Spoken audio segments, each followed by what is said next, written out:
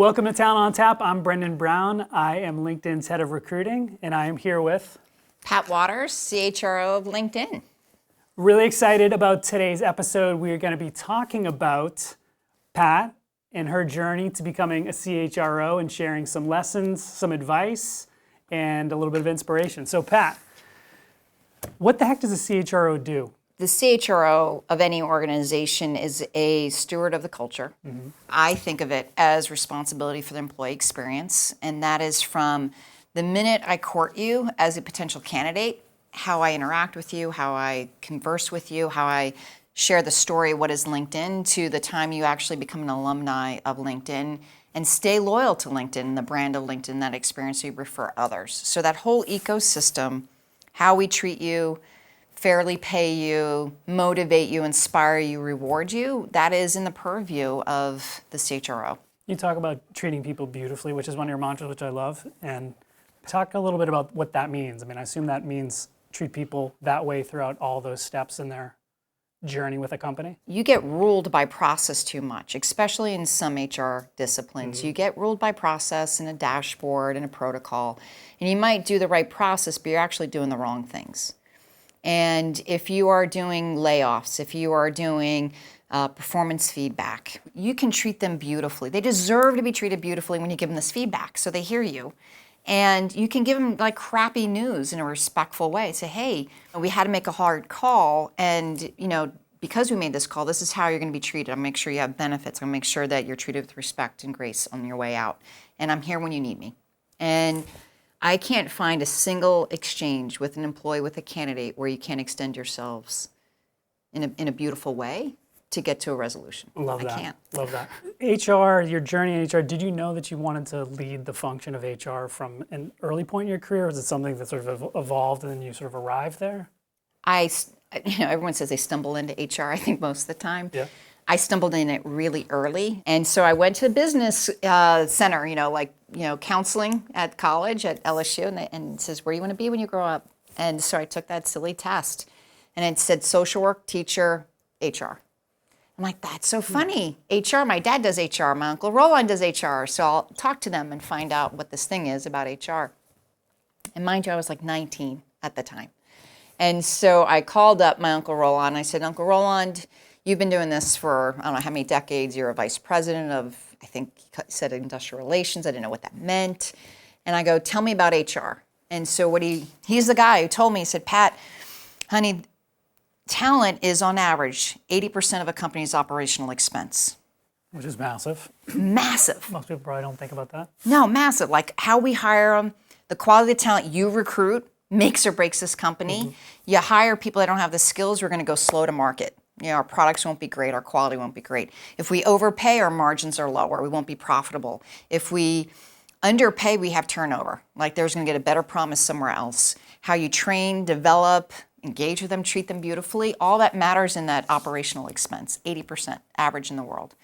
And so he kind of codified and said, all right, here's comp, here's learning development, here's recruiting. Honey, what do you want to do? And I went, all of it. And he goes, what do you mean all of it? I said, I want to do all of it. I want to run HR. Wow. And he said... From 19? From 19. And he goes, no, honey, I meant like, what do you want to do? And I said, I want to run all of it. I repeated myself. And he goes, why? And I said, if you want to create an amazing company and serve them, you need to understand and master all those levers you just talked about, Uncle Roland. And I think you need to understand how to do them well. And when you do, you can create an amazing business. That's what I want to do. I want to create amazing companies. So you talk a lot about holding up the mirror, solving these business problems. As a coach on the people side of the business, one, what does holding up the mirror actually mean in your definition? And then two, how do you do it? So holding up the mirror is having you see the reality of the current situation. Get a blueprint, get a heat map, if you will, of your organization. How healthy is it?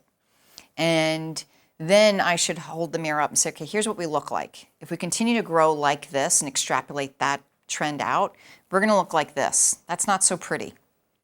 What would be an example? Diversity inclusion is an obvious choice, okay, right, on this argument. So if you are small in size as a company and you are only 20% female, and that is your pattern to always hire, and you lose the same amount, that you're going to stay in that mode. And if you espouse to be representative of your marketplace, because that makes business sense, you will have a gap. If 50-50 is the goal, you will have a gap. And then the hard part comes in where the leaders go, HR, what are you going to do to solve that gap?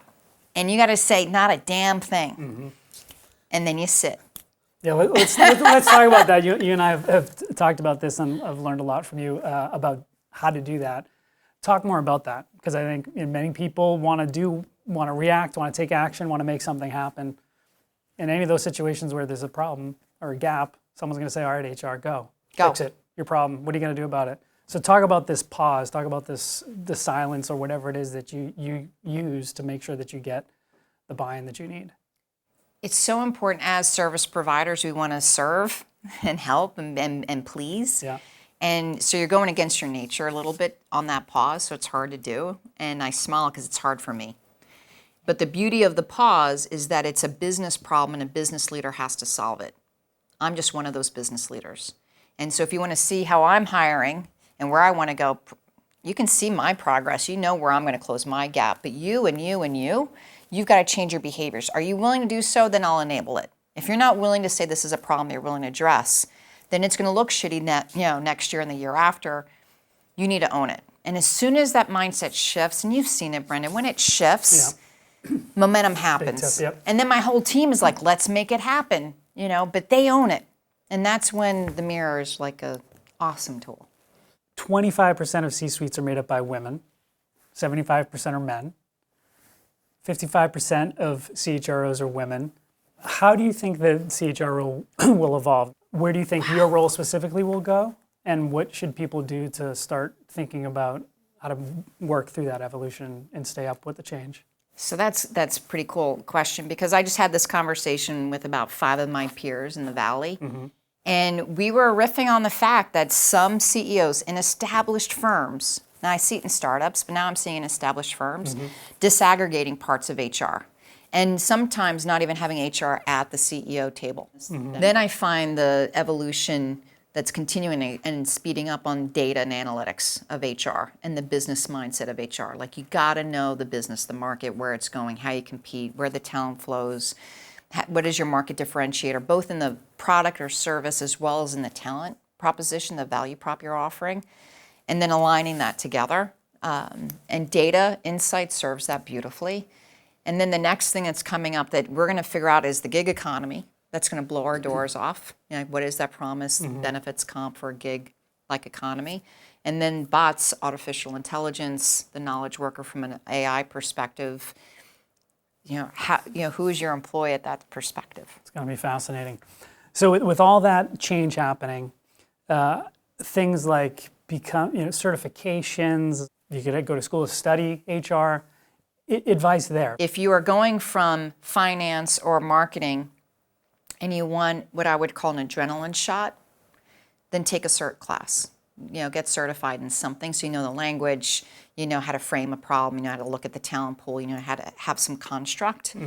But it's an accelerator, it's a framework. To understand the art and the science, you got to kind of go in and live at least 3 years in each of those disciplines to really get it. Got it.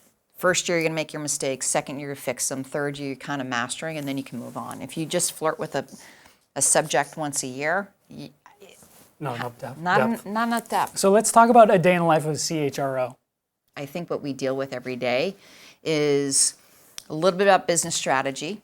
Then you're going to talk about the current talent challenges, and if you have something in flight, if you're doing a new employee voice survey, if you're doing a new training program for managers, like where are you in flight in those things, so you kind of monitor those. Then you have some one-on-ones with your staff to see what they need to be great, and they're going to give me feedback because you're really good at that. And then there's employee issue. Oh my goodness, when they come up. And then I'm like, all right, how do I handle that? Is it set of practice? And that takes time to gather insight. I seek feedback all the time. Like, help me understand. Yep. And to really listen takes time. And I think the day in the life is about listening. And I think it's being flexible enough to address and triage the issues that hit you, because you have surprises. Great. Pat, thanks for the time. This has been fantastic. Thank you. I appreciate the conversation.